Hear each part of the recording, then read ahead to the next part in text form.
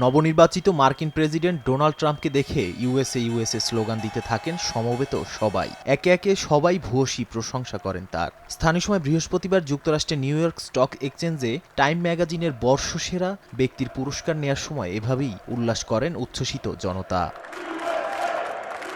এদিন বক্তব্য দেওয়ার সময় দ্বিতীয় মেয়াদের কিছু পরিকল্পনা তুলে ধরেন ট্রাম্প। ২০২১ সালের জানুয়ারিতে ক্যাপিটল হিলে দাঙ্গাকারীদের ক্ষমা করে দেয়া হবে বলে জানান তিনি। এছাড়া অর্থনীতিকে আরও মজবুত করার পাশাপাশি কর কমানোরও আশ্বাস দেন।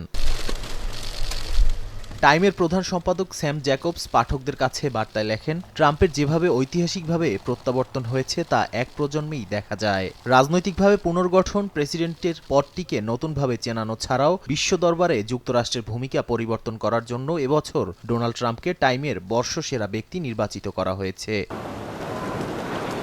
টাইম ম্যাগাজিনের পার্সন অব দ্য ইয়ার পুরস্কারটি ১৯২৭ সাল থেকে শুরু হয়, যেখানে এমন কোনো ব্যক্তি বা আন্দোলনকে সম্মানিত করা হয় যা বছরে সবচেয়ে বেশি প্রভাব ফেলেছে।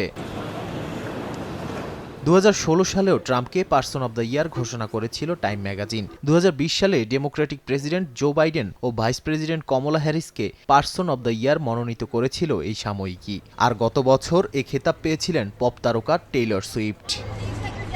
নাদিম মারজান, সময় সংবাদ।